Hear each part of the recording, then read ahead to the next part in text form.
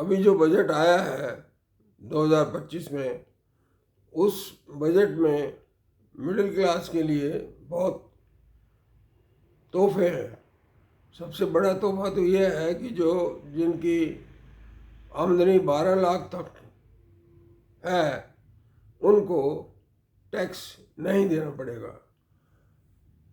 तो और उसके अलावा और भी कई चीज़ें हैं, जैसे कि कई चीज़ें सस्ती हुई हैं, इलेक्ट्रॉनिक गुड्स सस्ते हुए हैं, और दूसरी जो है ना सहूलतें भी दी हैं, जैसे कि आयुष्मान योजना।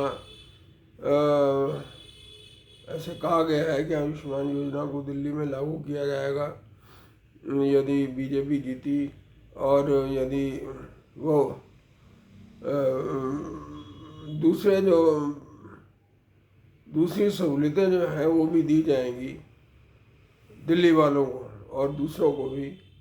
तो इसलिए मेरे ख्याल में ये बजट जो है बहुत ही अच्छा बजट है, क्योंकि जो मिडिल क्लास है, जो लगभग 43 करोड़ हैं सारे भारत में, ये मिडिल क्लास ही हैं जो ज़्यादा पैसे खर्च करते हैं और जिसकी वजह से इकॉनमी चलती है। अगर मिडिल क्लास के ऊपर ज़्यादा बोझ डाल दिया जाए तो वो कुछ खरीद नहीं सकेंगे, और फिर ना तो जनरेट होगी, नौकरियां जनरेट होंगी, और ना ही आगे कोई तरक्की होगी। इसलिए निर्मला सीतारमण जी ने बहुत अच्छा बजट पेश किया है, और इसके लिए हमें उन्हें बधाई देनी चाहिए। इसके अलावा मैं ये भी कहना चाहूँगा कि जो दिल्ली का इलेक्शन है वो अब केवल 2 दिन दूर है, तो इसलिए दिल्ली के लोगों से मेरी अपील है कि दिल्ली में इस बार भारतीय जनता पार्टी को जिताएं, ताकि जो योजनाएं केंद्र सरकार ने लागू की हैं बाकी स्टेट्स में, वो दिल्ली में भी लागू हो जाए। मतलब दिल्ली सरकार ने पिछले 10 साल में दिल्ली वालों का बहुत नुकसान किया है, ख़ास तौर पे बुज़ुर्ग लोगों का, कि उन्होंने आयुष्मान योजना लागू नहीं की और अपनी मनमानी करते रहे, शराब एक के बदले 2 देते रहे। ऐसी चरित्रहीन पॉलिसीज़ को बर्खास्त कर देना चाहिए और लोगों को उनके खिलाफ वोट देना चाहिए। ये ऐसे निकम्मे लोगों की पार्टी है जिसकी हद नहीं। जब Maliwal Delhi commission for women की चेयरपर्सन थी तो मैं फ़ोन करके गया था उनके ऑफिस में। मैंने कहा कि मैं एक कंप्लेंट दर्ज करवाना चाहता हूँ और मैं अभी आ रहा हूँ। तो मैं आधे घंटे में पहुँच गया। वहाँ पहुँचते ही जो गार्ड था उसने मुझे कहा कि दफ्तर में कोई नहीं है।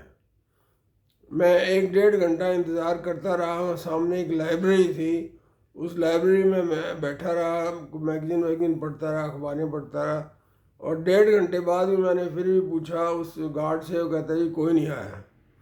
अगले दिन फ़ोटो छपी मालीवाल की कि वो राजघाट पर बैठी हुई है।